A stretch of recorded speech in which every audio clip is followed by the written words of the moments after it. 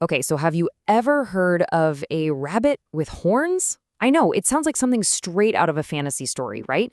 But today, we're going to dive into this really bizarre natural phenomenon where that line between legend and reality gets, well, it gets super blurry.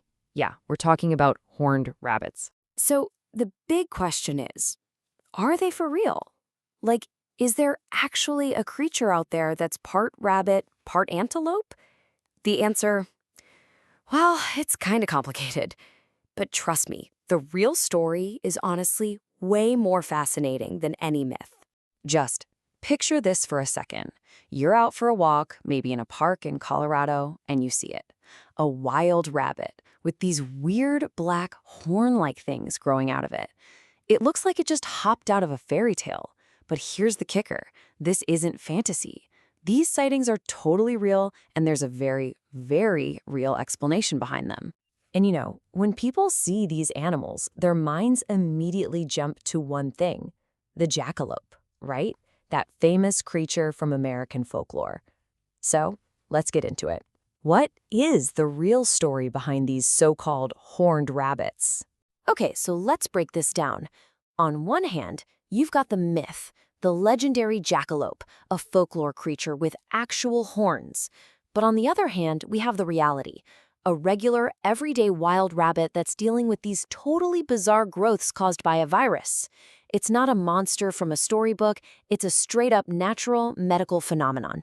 So, if these aren't real horns, then what in the world are they? And this, my friends, is where nature gets super, super weird and absolutely fascinating.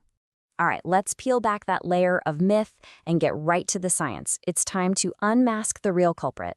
And here it is. The culprit has a name, cottontail rabbit papillomavirus. You can just call it CRPV for short. This little thing is the key to the whole mystery. It's a virus, and its whole deal is that it specifically targets rabbits, making these really unusual tumors start to grow. So what are these horns actually made of? They aren't bone or keratin. They're actually something called papillomas. Basically, they're wart-like skin tumors. And over time, they can get hard, they can turn black, and they can grow into these really bizarre, surreal shapes that give these rabbits that striking, mythical look. Now, I know what you might be thinking, and before anyone starts to worry, let me make this crystal clear. This is a super important point. The virus is species-specific. What does that mean? It means it only affects rabbits. It's not going to jump to you, it won't affect your dog, your cat, or any other kind of animal. It's a rabbit-only thing. Okay, so we're safe. That's a relief. But what about the poor rabbit? I mean, is this whole thing just a weird cosmetic issue for them? Or is it actually a serious threat to their health? And unfortunately, in the really severe cases, it can be a huge threat. I mean, just think about it. If those tumors happen to grow in the absolute worst places, like right over the rabbit's mouth or covering its eyes, it can make it impossible for them to eat or drink or even see.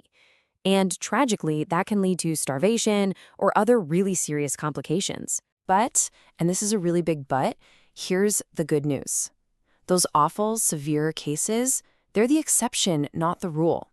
For most rabbits, the virus is actually pretty harmless.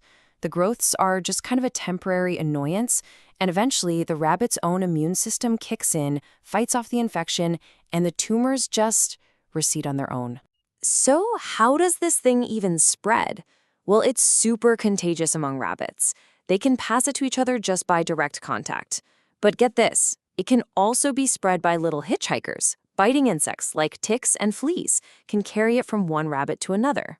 Okay. So this brings us to a really important practical question. Let's say you're out hiking and you actually see one of these rabbits. What do? Is your first instinct to try and help it?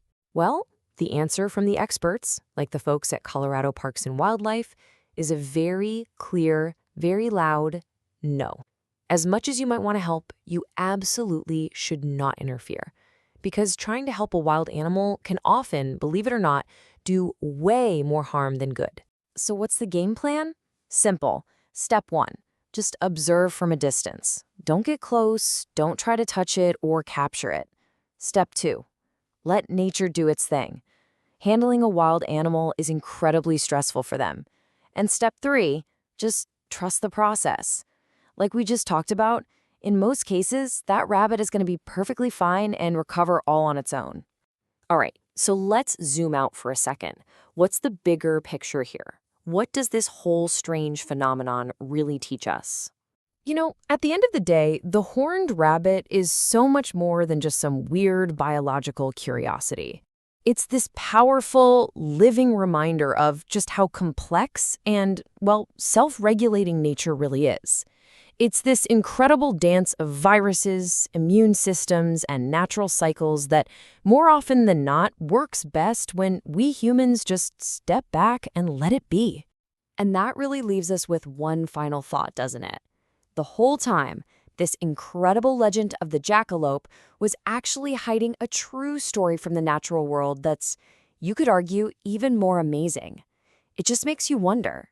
What other incredible things, what other natural wonders are hiding out there right now, just in plain sight, waiting for us to notice them?